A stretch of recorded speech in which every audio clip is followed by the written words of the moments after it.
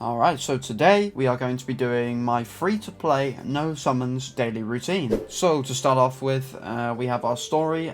So every day I log in onto my free-to-play account, I check how much story stamina I have and where I can spend it. So currently I'm, currently on chapter 3, I'm about halfway through it, so I guess it's time we'll spend these story tickets. Then if I'm not feeling like doing any story, I like to come to the Forgotten Memory Hall, or whatever you want to call it, and then I like to come to try and farm some major pieces, or I can look to farm for some skill pages on some of the other stages as well. But for now, I really want to progress in the story so I can, make sure I have every piece of content unlocked. So we're going to be fighting Radies right here. Okay, right. So it's coming pretty close so far. We've only got Yuno and Asta alive. This is the life of a free-to-play player like me that cannot summon at all. So it's going to come close. Hopefully Asta can deliver the final blow right here. Nice. Let's go. Very nice. So, after I've spent all my story stamina, the next thing I look towards using is my actual stamina. Now, the first thing that I want to be spending all my stamina on is mainly either XP stages or Bond XP stages. So, to get to XP stages, you want to just go to regular challenges, click on the XP stages, and then I look for the one that I can easily auto-farm the most. So, probably this 75k one is the one I can auto-farm the most, especially because, when you're free to play like me, it becomes pretty difficult in order to farm certain stages or whatever, so you might end up finding yourself, actually just manually playing a lot of the harder stages just so you can get the max value out of all of your stamina. But for now, I like to just auto other stages. Then in terms of farming Bond XP, I like coming to World 2 on Chapter 2 or whatever, and then I like going to farm one of the stages inside of the maze, as that gives us some food that we can use in order to make some Bond XP food. So we come over to this stage here, and as you can see, it drops fish and onions, which are the two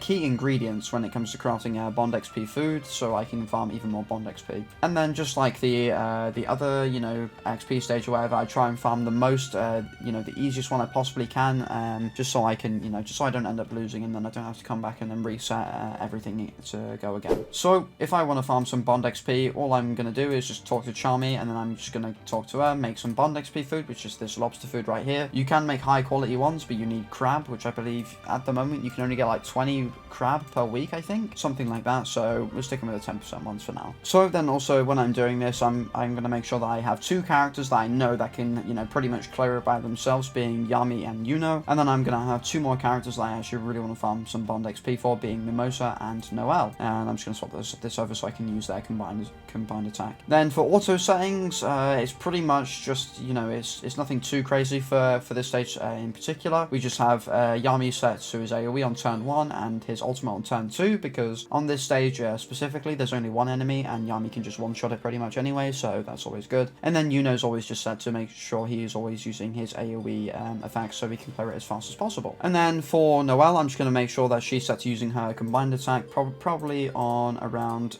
turn 2, I would say, or turn 3 in fact, probably what I would like to do, but I can't do that, so it's what it is. There you go, those are my auto settings, nothing too crazy, it is what it is. And then what we're going to do is we can go back to the information, we're going to go to our food, we have 37 of these, and we're just going to make sure it's set to on so it continuously uses them, and then we're just going to hit max until we can do it 11 times, and then yeah, I will be back with you once it's all done. Okay, so as you can see here, we've now farmed 11 times, and we've gone 10 fish, 5 onions, 4 potatoes, and then some money and some world currency or whatever. So yeah, on to the next thing. Alright, so the next thing that I'm going to be looking at is my limited challenges, the ones that you can only do a certain amount of times a day. So like your, like flourish seed stages and like other stuff like that, gear stages, some gear stages or whatever, if some of them are gear stages and whatnot, XP stages, money stages, and then the special modes, that the events that we have, like the Noelle boss and then the raid boss as well. So first thing I'm going to be looking at farming is going to be the Noelle boss, because I'm pretty far away from the point of me being able to,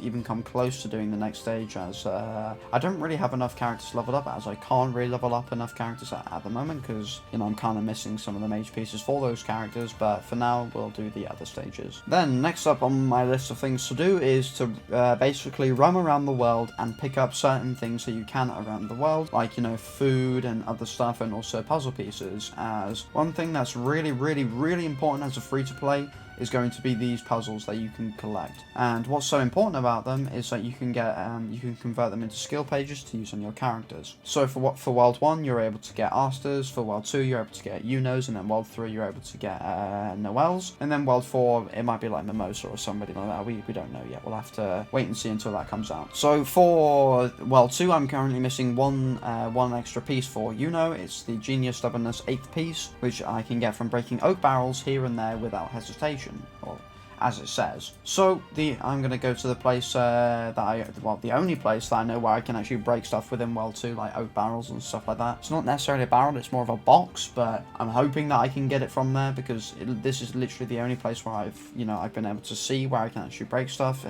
which is just inside the dungeon entrance or whatever. So it's just this box right about here, and yeah, I've been waiting a few days to get the puzzle piece, and unfortunately I have not been able to get it so far, as you can see. And then, well, specifically for World 1, I like to visit this fishing spot because I'm still in need of this puzzle piece for Aster skill page, so I always like to come around here and fish with all my stamina or whatever that I currently have in order to try and get his puzzle piece, which unfortunately is only at 1.3%, but I mean, it is what it is. We're going to keep trying for however many times it's going to take for us to get it, which kind of, it made me realize how lucky I was to actually get Yuno's puzzle piece, because, yeah, I got it within my first few fishes on World 2, which was pretty damn interesting and very, very lucky. So yeah, I'm going to be fishing, mainly looking for just the regular fish and onions, as well as stamina or Aster's puzzle piece, which unfortunately we couldn't get today. Then I'm going to look towards the event tab, see what certain things I've done, collect my playtime rewards and stuff like that, because you can get stuff like